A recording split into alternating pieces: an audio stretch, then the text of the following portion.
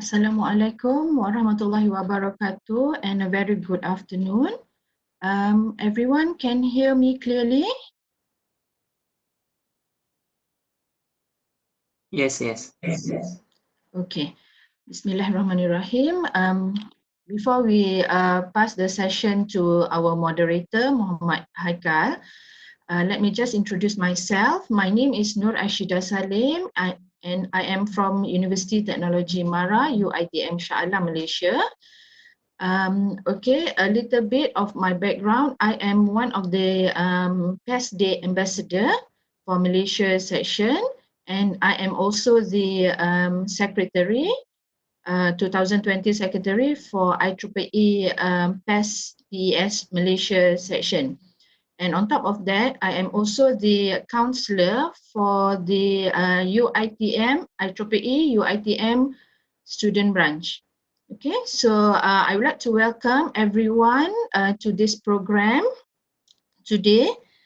Okay, so basically for this program is one of the program has organized in conjunction to the IEEE PES Day 2020. Okay, so for your information, this is the 11th program throughout this month of April. And this is the second last program for PES Day. So tomorrow we will have another program in the morning, and that closes the whole PES Day program. Okay, so again, I would like to welcome all participants, local and also I can see some international registered participant. Okay, I would like to really thank those who are willing to join this program. So I hope this could be beneficial to all of you. Okay, so without further ado, I would like to pass the session to one of the EXCO from IEEE UiTM Student Branch to moderate the program. But before that, just some housekeeping announcement. I would really appreciate if you all could mute your microphone during the presentation so that there is no technical issues. And also, if you have any questions that you would ask to the speaker, you can just drop the questions in the chat box, and the moderator will read it or just pass it to the speaker. Okay, so without further ado, I would like to pass the session to Haikal. Thank you. Thank you, Dr. Rashida. Yeah. Everybody can hear me? Yes, clear. I cannot share my content.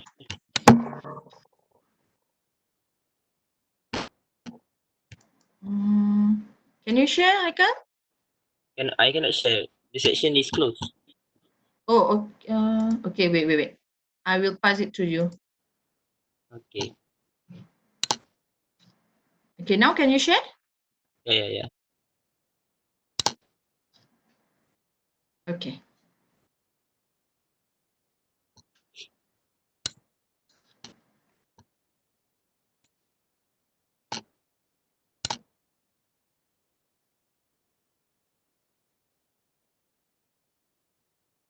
Okay. Everybody can see my slide.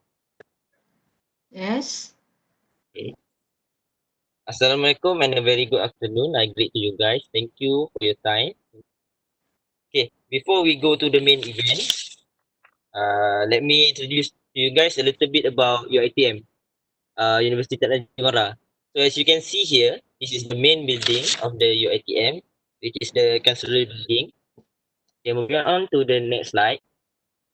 The Faculty of Electrical Engineering, we are at tower number 2. As you can see here, the tower number 2. And our location is based on Selangor. Okay, where are exactly IEEE Student Branch? We are located at the region number 10, the yellow one. So So you can see here the logo for each university student branch at IEEE. Okay. For the counselor of IEEE student branch, we have here Dr. Noor Ashida and Dr. Suhaila Subahi. Dr. Noor Ashida is also the secretary of the IEEE PES Malaysia. So here are the student branch chart. Okay.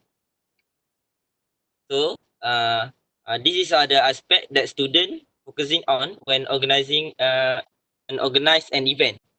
So there are 4 of them. So this is the past activities last year. So there are 6 of them. These are the picture for the activities. And the upcoming activities for only this month we have 4. We have done 3, including today, and the next one, the 4th, is tomorrow, 30th April. So for the social media, we follow us on Facebook, on Instagram also, and also we have our own website. You can see there. So before we start the session, I would gladly to introduce to you guys a little bit about our speaker today. Okay. His name is Noor Rashidi.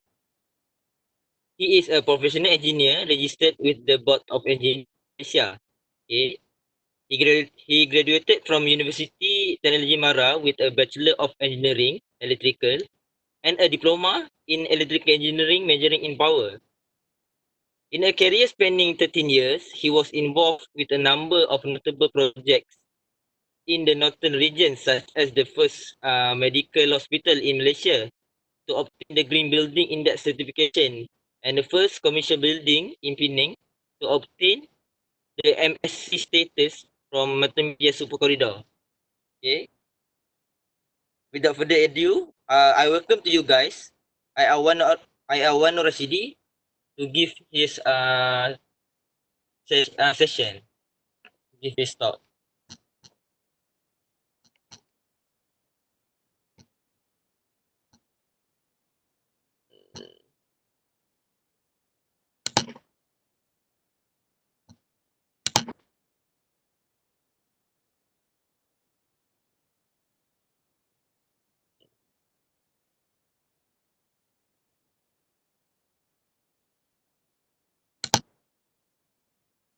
Hello.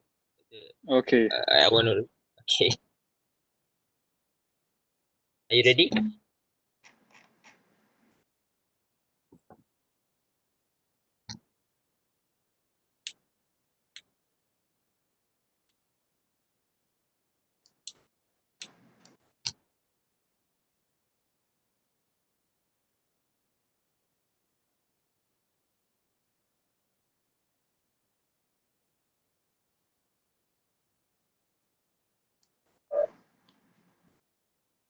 Rashidi, are you there?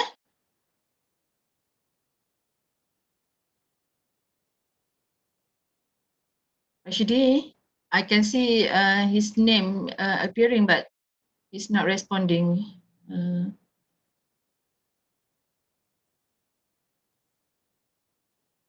Maybe some technical issue. We'll wait a few minutes.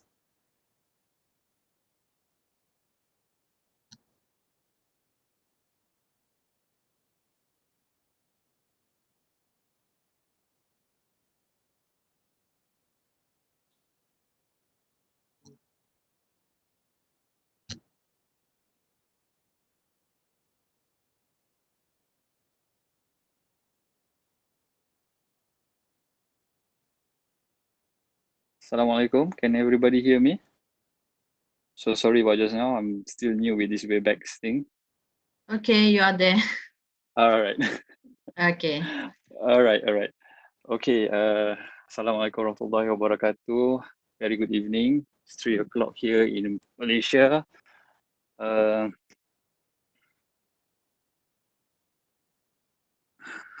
Okay. So firstly, thank you so much for inviting me to be part of this PES Day 2020.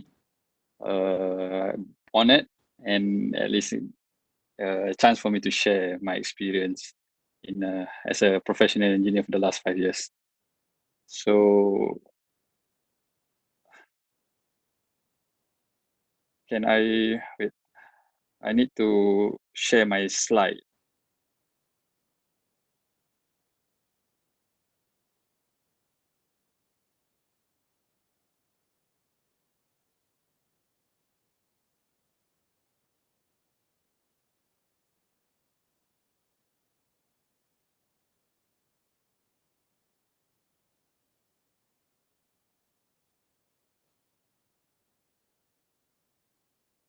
I'm not able to share my slide. Oh, okay, now I can.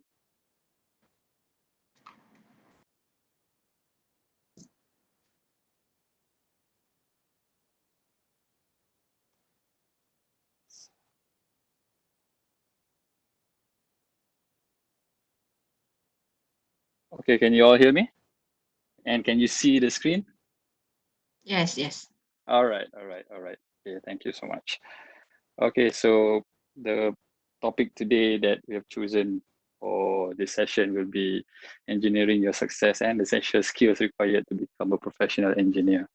So basically, I will be sharing with you this next 30 to 40 minutes on the things that I have gone through for the last 12, 13 years as an engineer, and for the last 5 years as a professional engineer.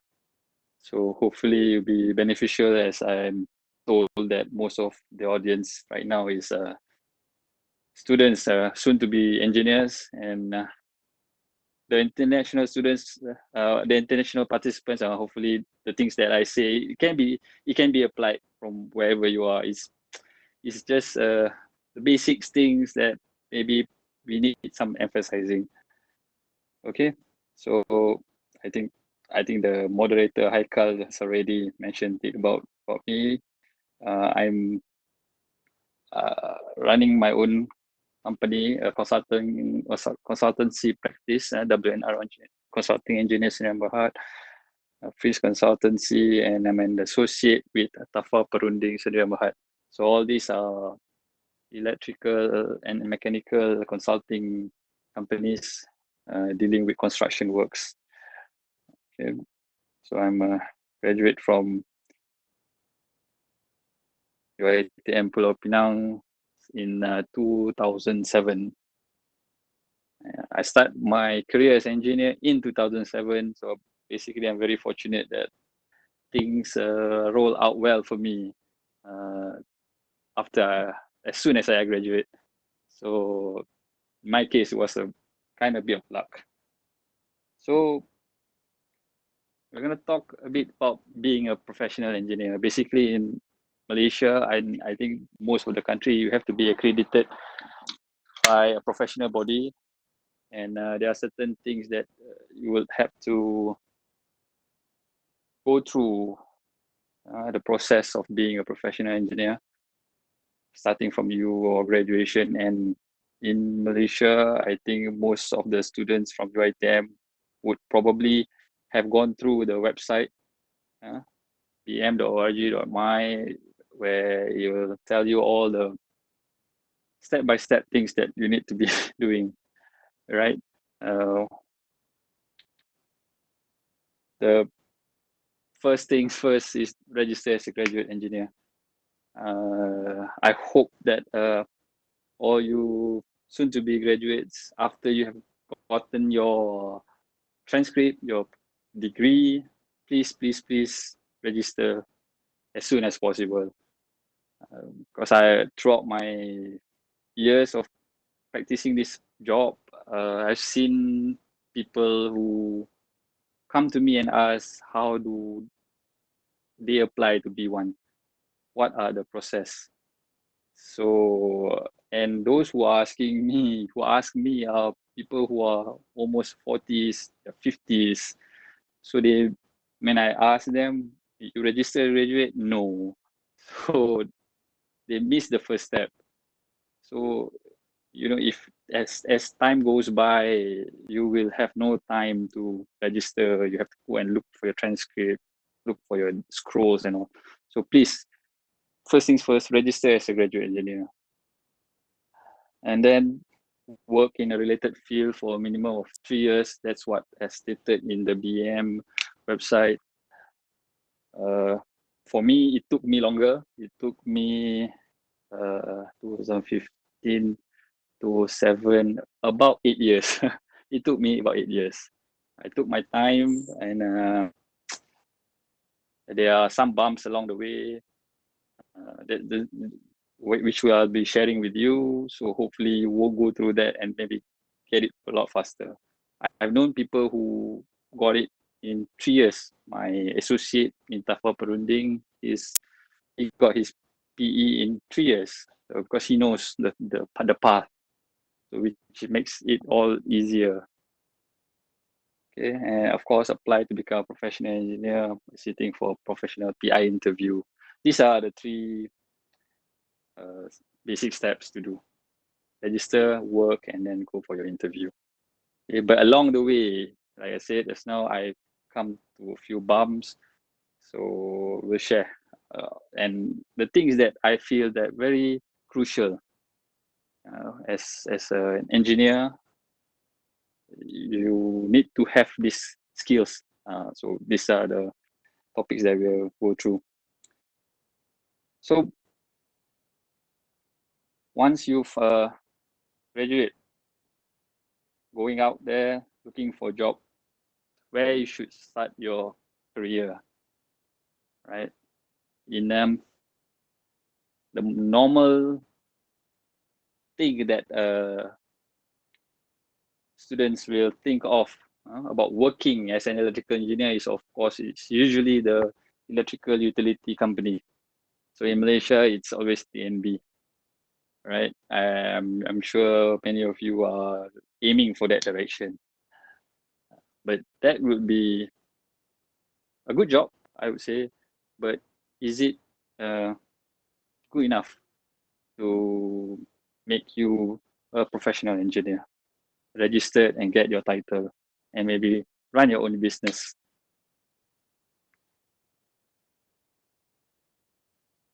So wherever you want to go and work, it has to have all these 3 main components: engineering management, safety and health, and engineering ethics. All these 3 should be some a role day by day thing that you'll be doing every day as an engineer. Okay, you should be working somewhere that has all these 3 components. So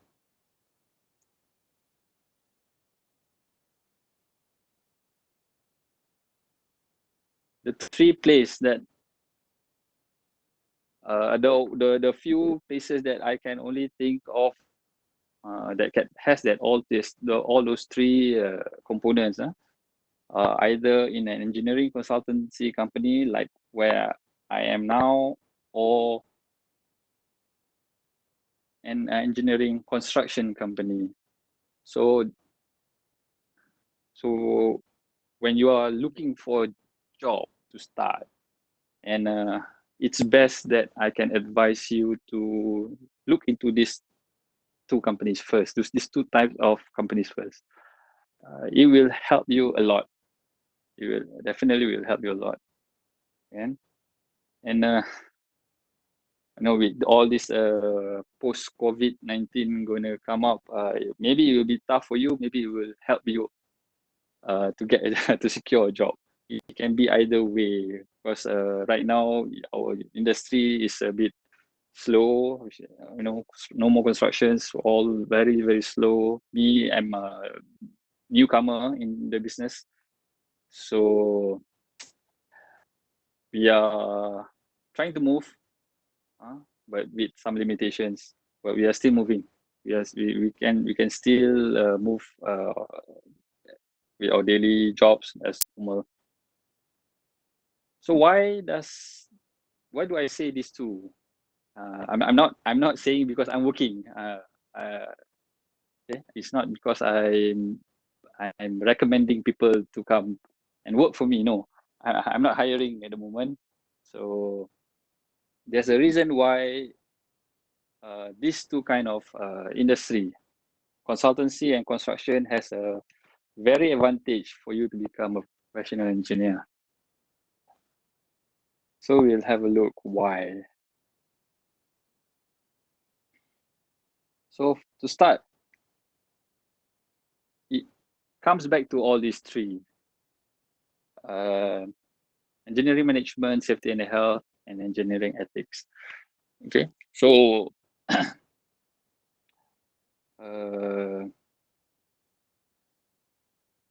you see on how we applying all this in either field.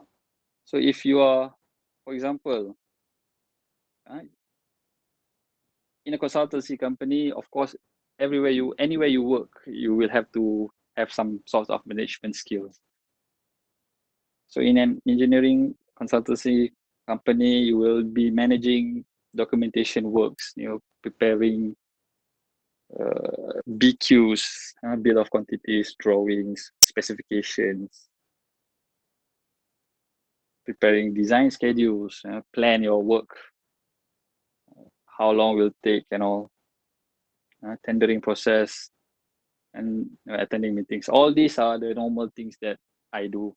And to be honest, it's very time consuming, very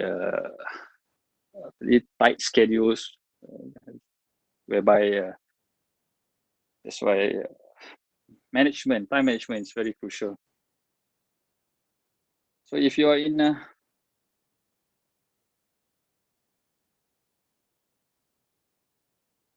a construction company, you will still have to, of course, manage things like documentation still. But as a construction company, you will be doing the physical works, the materials work aside, not over wasted, construction schedules, and all these things, attending meetings. These are all things that you have to manage.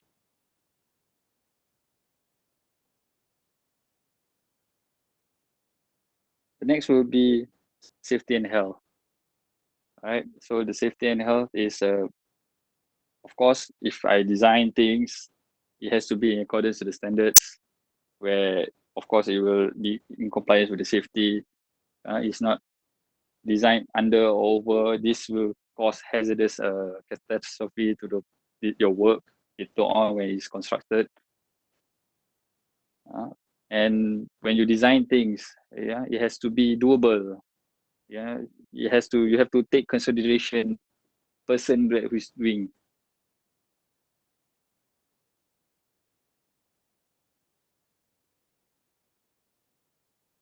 So in a construction company, you can imagine how it's like to be in a construction site. All the safety. If you are as an engineer, you will have to be leading a group of subordinates, co-workers, and make sure that they were working in a good environment, safety environment. Okay.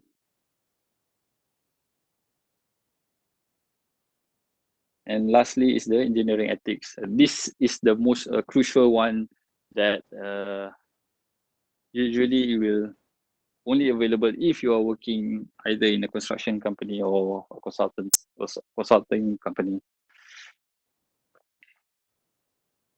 So if you're working in a consulting company, you are dealing with contracts and agreements. These are the kind of work where I can land you in in prison for if you have managed it wrongly. Contracts and agreements ensure it works as per design. You cannot design one thing, agreed to the work, and later on when it's completed, it's something else. And as a contractor, committing to an agreed construction period, it's a very crucial thing to do to complete everything on time.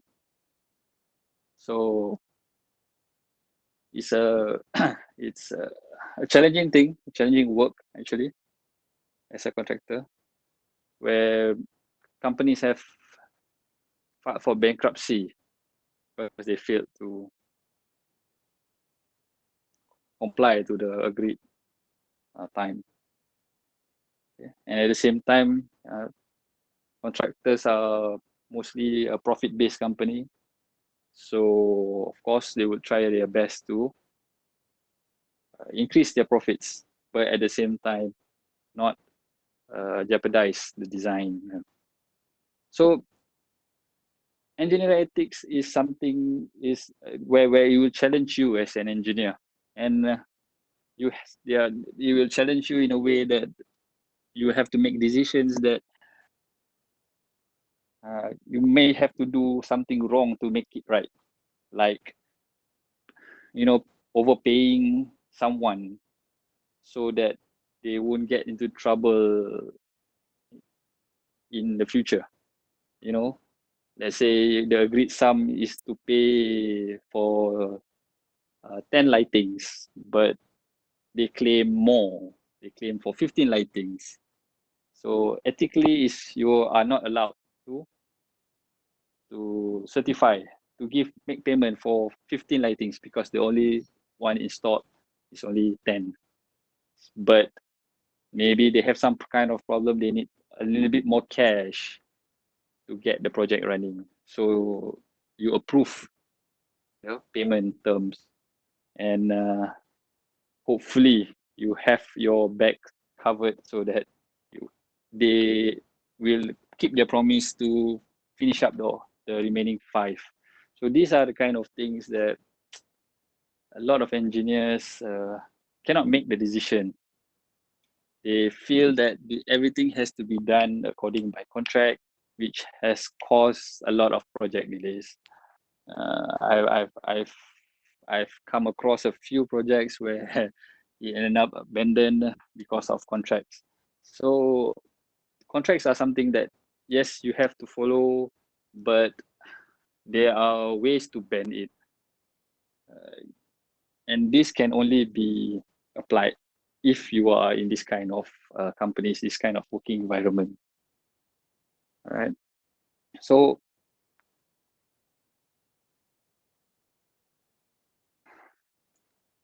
if the 3 places you are working will expose you to these 3 aspects: engineering, management, safety and health, and the engineering ethics, then good. The reason why I'm telling you all these 3 is because as part of the requirement for BEM, for you to sit for your professional interview, you have to attend these 3 courses. And during the interview, the questions will be on these 3 topics, right? You will be you will be required to submit a report, and the interviewer will ask questions that is related between these 3 to your report, to your project report. So if you have done the project from start to finish, which is good, or maybe halfway or 3/4 along the way, then you should be able to answer. So if you then if the place that you're working has all these 3, then good, then you're getting closer. So a lot of people ask me what kind of consulting or construction company. There's a lot of big companies, Gamuda, UEM builders and all. So they ask, should they apply working there? You can, I think if you open up any job vacancies websites, or now look at their apps or job streets and all these kind of companies will advertise. Means they are big companies, not like my company. So doesn't necessarily mean that you can be a bit faster compared to those who are working in a small company. It's up to you, actually. You can turn things around, make it to a positive thing. But there are a few things that you need to know before you step into the world of being an engineer. Especially if you're going towards that path. You're going towards that path of being a professional engineer. I feel that the things that you learn now in university or in school is not enough. So you have to stream through, waddle through the life and experience it yourself. But here I am today. Hopefully, I can share a few things or two after this on things maybe that you should know. Okay. So, as I mentioned earlier, the 3 steps of to become a professional engineer is to graduate, register as a graduate engineer, work in a company for 3 years, and sit for your interview. So the item number 2, that it will take maybe 3 years if you are fast, 8 years if you're slow like me, or maybe more. It depends on you. But along the way, there are a few things that, some skills and tips that I feel most students don't have. I've seen a few fresh grads who applied, and where they lack, they need to enhance. But if you join a company and then only you want to start to enhance all those skills, you're wasting your time. You are also wasting your employer's resources, right? So get yourself prepared with these skills and tips. I have 5 tips, but the skills, I think it's very basic. I think you should know most of it. Your lecturers, your career advisors all should have informed you all this earlier, like be on time, learn basic Microsoft words. All those things are, to me, are basics. I know you should master them by now. But I feel that a few things that people overlook. Maybe it's a bit petty, but I find it's a big difference to the eye of a professional. And if you are going towards that way, one is be observant. Get the names right. So I'm very concerned about this because I get a lot of I don't knows. I'm not sure. Because in this kind of work, you'll be meeting a lot of people, and some maybe don't care. Some may feel a bit you know people will look you at one way, you can't even spell your name right. And in some cases, this kind of work can be dragged if it's abandoned or what. It can be dragged into lawsuit, and getting these names right is very important. Okay, so I've seen how like us in Malaysia, we got names like Muhammad, either the full Muhammad or MOHD, or is it MU, or is it MO? I feel that that's very important. It shows that you are serious in doing what you're doing. So that's why whenever I save a name in my phone, I will save the full name. I don't just say, if his name is Muhammad Firman, I would just type in Firman or just Man. It will be his full name with Ben, the father's name, his contact, what post is he in? Is he an engineer? Is he a technician? Because people can get offended sometimes. He's an engineer, you label him as you thought he's a technician, he thinks that you're looking down at him. So it looks petty, but it plays a big role. Okay. So the next one is write things down. There are times where you feel that this usually will happen when you think that you have worked long enough. Me, I still write things down. We have so many mediums to write now these days. Your phone, your tablet, a simple notepad. Write it down because we are humans. We tend to forget things. At least there's an effort. You write down. You forgot. If you forgot and you didn't write it down, people are going to be a bit pissed off.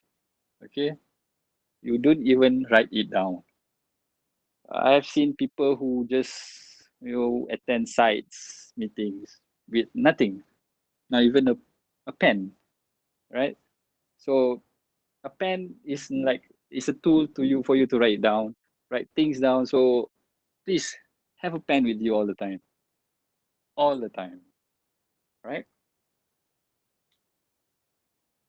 The next one, learn when and how to say no, right? So you so- sometimes it's good to say yes, but it will eventually be a problem to you. So if someone asks you to do something and you feel that you cannot do it, say no. But don't say no because you don't want to do it. All right. There's a big difference, but people will judge you differently. Be honest. If you cannot do it, uh, tell your reasons. Make sure it's a valid reason, eh, and just say no. Okay. If it's beneficial to you, try your best to do it. Some works are good for you to do it because it can increase your experience.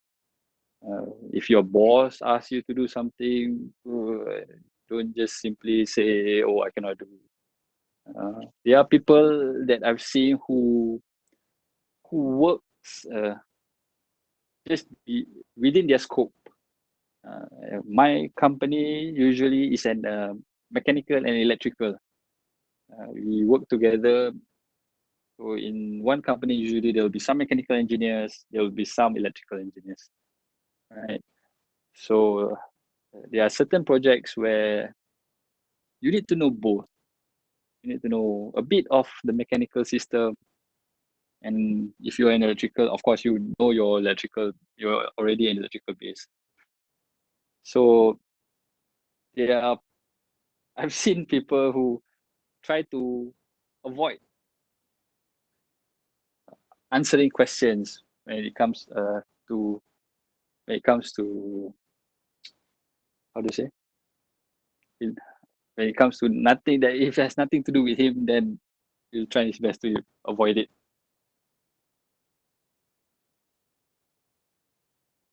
So start a completed list. So this is something that I've been practicing over the years. It's something for you to look back in. It's also a simple journal where you see. I'm sure that many of you, even your study time, you would do a to-do list. Okay, and maybe as a student, you can follow whatever you have planned. But in this kind of job where things are a bit ad hoc, you end up having a longer list because you cannot complete the list that you've done before. So what I do is I still have a simple to-do list, but I I'll buy a simple two-page daily notes, hourly journal. Will say from what time to what time I would be doing what. So instead of writing down the things that you want to do, I would write down the things that what I have done based on a simple to-do list. Okay. That way, like I mentioned earlier, time management is important. As I mentioned earlier, it will be crowded, you will be packed with things to do, and sometimes you don't know what you've done. So I faced this during my first 2 years working as a consulting engineer, and it was a mess. To be honest with you, it was a mess. I almost gave up. I almost gave up. Too many things to do, too little time, and after a few years, I realized that it's really beyond my control. So that's why I started. Back then, I started this simple journal, like what I'm doing now. So it will give me a chance to look back what I have done. Am I really slacking off? Oh, how come there are so many things that I have not done? So it's some way to uh, keep you calm. I feel that way. You see that the things you've done and the things you have accomplished. So there's the job that is still pending is something that is unavoidable. So that way you know, okay, there are still pendings, and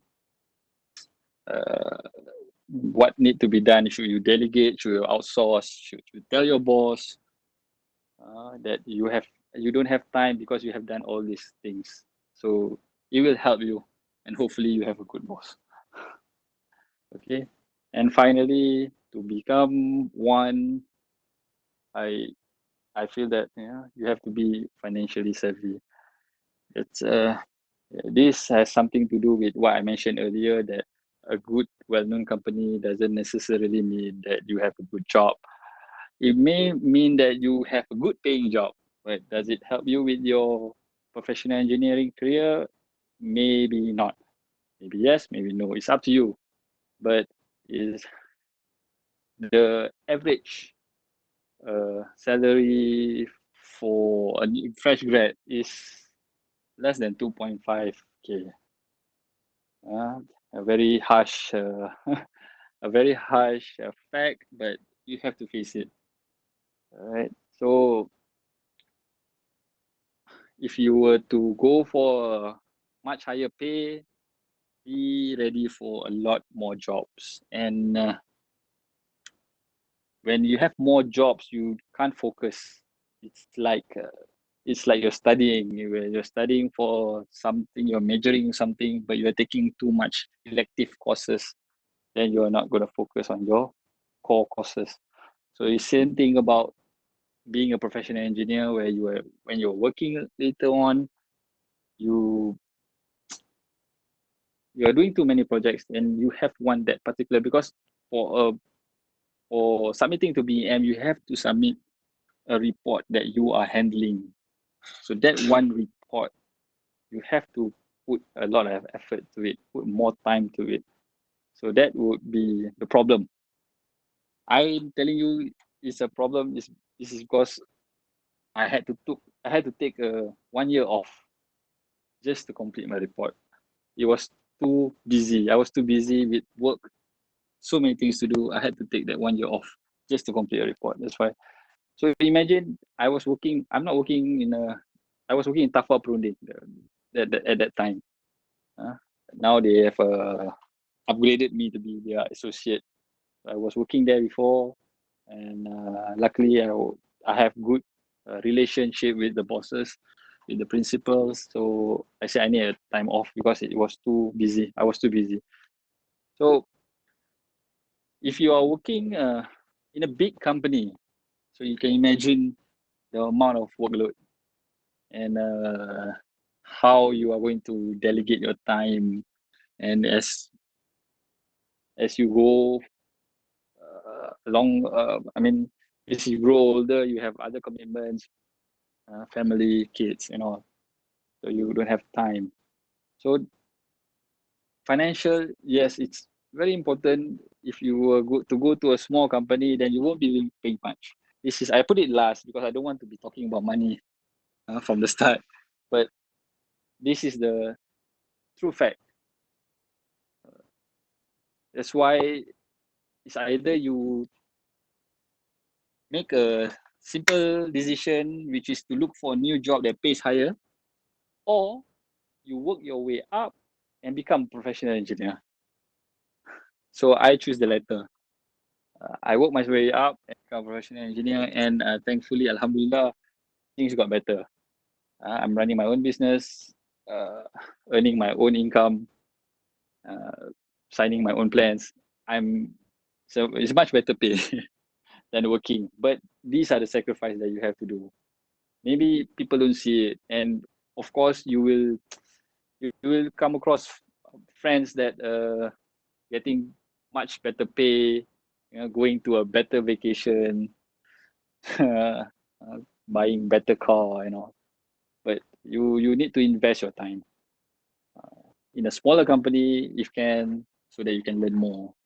Usually in the smaller company, you are working directly with the principal, so there will be a lot of things that you can ask, that you can observe and learn from him or her.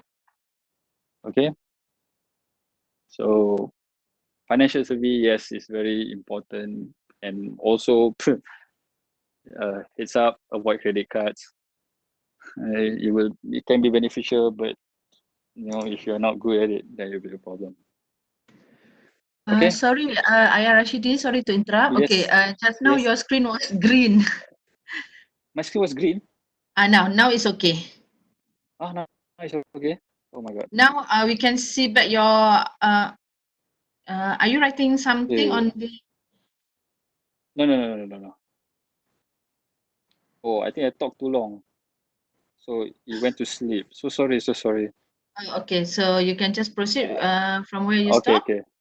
Thank you. I think that's about it. I think this is the five. These are the five things that I feel that if you look into it very carefully, work on it, it will help you. It will help you. It will help me also. If you have all these five, then easier for me to hire you if I'm hiring soon. All right. So I think that's about it. It's about almost 4 o'clock. So I think we're gonna have some Q&A session if you have.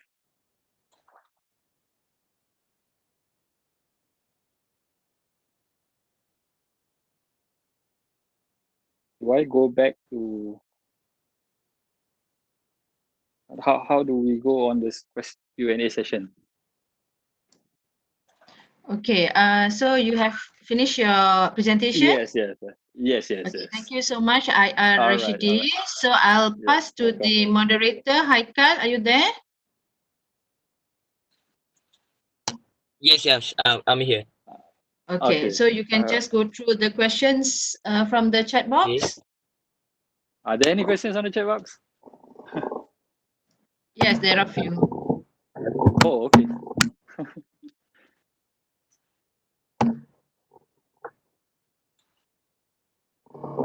I find it a bit weird talking alone in the room. So There are some questions from YouTube. from where?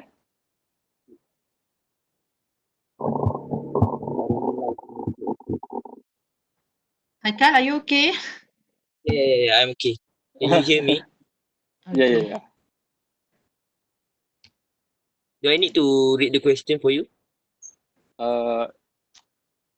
I'll try and go back into the. How do you go back into the WebEx? Okay, never mind. Read first while I figure out Okay. how to. This is the question from YouTube. Okay. If not mistaken, the three mandatory courses, Yes. engineering management, safety and health, engineering Yes. ethics by BEM are no Yes. longer required. Please advise. Are no longer required. And please, Okay, I was told that they are still required. Previously, there was another mandatory course where you have to attend courses that is relevant to your how to say engineering field. So usually there will be the three mandatory courses. Each will be 12 hours, 12 hours, and another one will be I think a few 50 hours, I think. So that 50 hours of engineering related courses are no longer required. That was what I know last time lah. I mean, because it's been already 5 years. So because right now, if I think the reason why it has to do with the new system whereby you have the PE and the PEPC, right? So maybe for PE, yes, you don't need to be taking all those three courses. Maybe for you to take the PEPC, yes, you have to take. But in spite that, if let's say the MSA is no longer mandatory, I would still use that three base as your benchmark on to evaluate yourself where you are. Those three are very good reasons why they made it mandatory last time during my time, 5 years back. Okay, you can check on the BM website. If it's not mandatory, then I mean you save money, you save time. You don't have to go to course. The course costs you about what, 700 ringgit per course. So three courses is about 2,000. So you save 2,000. But does it develop you as an engineer? That's where you have to evaluate yourself. Okay. Are there any other questions? There are few. Okay, I read the next Okay. one. Okay. In your opinion, Yes. what should the institution of higher learning consider to include in the degree syllabus in Okay. order to prepare the student to become professional engineer? Oh, okay. Good question. Oh, okay. Um, being a professional engineer, for me, you need to know something that is outside the books, which is something to do with the authorities. Uh, if you're an electrical engineer, you need to know on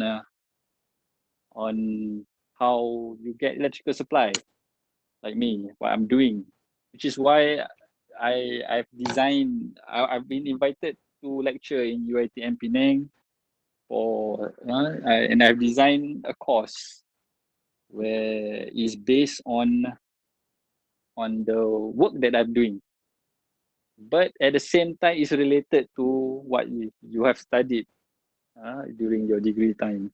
It's closely related. So students needs to know things like that, where the work is being applied to. When you calculate things like as an electrical engineer, I think most of you are familiar with maximum demand. I'm sure you all know only by the fact that maximum demand is a connected load times the diversity factor. But where do you apply it? What happens if you calculate wrongly? So those kind of things that I feel the Institute of Higher Learning should include. I've been one of the advisor for the accreditation in the UiTM Penang, and I've suggested a few things, but it's not that easy to be incorporated. So as for me as an electrical engineer, yes, I've included that kind of things where you will have to apply later on during working time. Usually because in our kind of work, we deal with a lot of rules and regulations. So what have you learned? Where can you apply it in that rules and regulations? Okay. Are you okay with the next question? Okay. Okay. This is from Azroimi bin Hosni. Okay. Okay. To those engineers who are working at developer company client side, Yes. how can they prepare themselves to become a professional engineer? Or is there other alternative? Okay. If you're working in the developer side, like UDA, all this Eco World, you have to be you have to be very well knowledge. That's why I feel that if your journey out to become a professional engineer, you should start as a contractor first.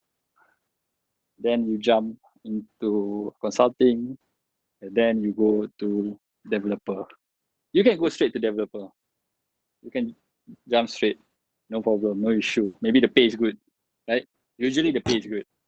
All right. I've heard people are paying about 1,000 a day for some big developers. So, but the thing is, you don't know. Usually, when you are working as an engineer in a developer, that company, that developer has already engaged a consulting engineer. So his role is usually is to check whether the engineer is designing things as per requested. Is he not over designing? Because these kind of things are, this is where the ethics come in. All right. So how, if you are a fresh guy, and how you can develop yourself to become a professional engineer, you have to really discuss with the person, the engineer who is who are working with the who gets the project, right? Who are awarded with the project. But the problem is there will be some conflict of interest. So that would be a problem because you are using the engineers, the consulting engineers design for you to submit. Unless you come up with your own VE. Yeah, we most do this. We how to say? We value engineer their work. We try to come up with a better solution, and then maybe you can suggest to the developer that you have a way of making things better. Then it's okay. But what I've seen is that many that I've come across where the developer will ask me and say, "Can I use your design?" I mean, yes, they can use my design, but they need to understand it because the questions during the interview is based on the design. If they are not designing, then there will be a problem when the questions come out, right? So the proper way I would say is start as a contractor, then go into as a consultant, and then to the developer. If you go straight, good. But the learning process is a bit reversible. It's like you're doing your assignments, but you're looking at the answers first. That's how I see it. If you start directly into a developer, okay. I hope that answers the question. Okay, this is the last question in the chat Okay. box. It is Okay. from Kuno Azri. Okay. He said, Okay. Assalamualaikum, I Awano Rashidi. Waalaikumsalam. Right now, I have been working as project engineer with one construction company, and now I'm handling ICT JKR's project. Good. But actually, I'm come from electrical background, so could you advise me what skills do I need to have? Okay. It's a bit contrasting, right? You are in electrical, but you are doing ICT. Okay. But there are still things that you can learn. You can make full use of your time working as a JKR engineer in the ICT field. Uh, so of course you've seen a lot of specs. You can go through it. I mean, me sometimes I have to design some ICT works myself, and it will be good that you get some knowledge. You learn a lot of things. The learning process never stops. All right. So if you are in JKR right now, working, I think it's more or less like the third question where he works as a developer, and if you were to pursue to become a professional engineer, you probably have to change that field to a electrical engineering background. That will help a lot with BEM during the interview process. Because if your report is more on the ICT things, so and you're registered with the board as an electrical engineer, then I think the board would approve your report. So for now, just carry on, but try to find some friends in the electrical engineering department. There's a lot of friends that I know also, and they can they can help you. But in terms of you need a design work, so I'm sure that if I'm not wrong, there are sometimes some projects where JKR will do it in house, where they don't engage consultants. So try to get yourself involved from there. I mean, maybe write a letter to the head of the electrical department, say that you want to be involved, and just do for it. It's up to you, actually. It's up to you. But at your ICT department, you can still you will still have to apply those three things: management, engineering, ethics, and safety and health. So you are there already. You're halfway there. You just need the core design to submit to BEM. That's all. So the three things is still required. Okay. I hope that answers your questions. Okay, before I pass the session to Dr. Rashida, there is Ah, one more question okay. from Nizamuddin Khalid. In your Okay. opinion, which Yes. engineering wait, I lost it. Okay, in your opinion, which Yes. engineering sector accelerate for Okay. PE undertaking, consultant Uh-huh. or contractor or client company? Uh-huh. Okay. Which will That's help all. you? Hmm. Which will help you? I would say construction. Construction, then only go to consultant. Then it will help a lot because the way I see it, uh, a contractor is where you will receive instructions from the consultant. So you see your consultant is like a teacher. So you have to be a student first. Listen to what they are teaching you, and then you can teach people.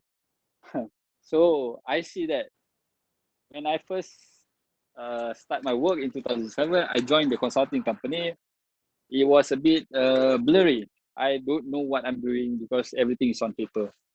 Right? Everything is two-dimensional.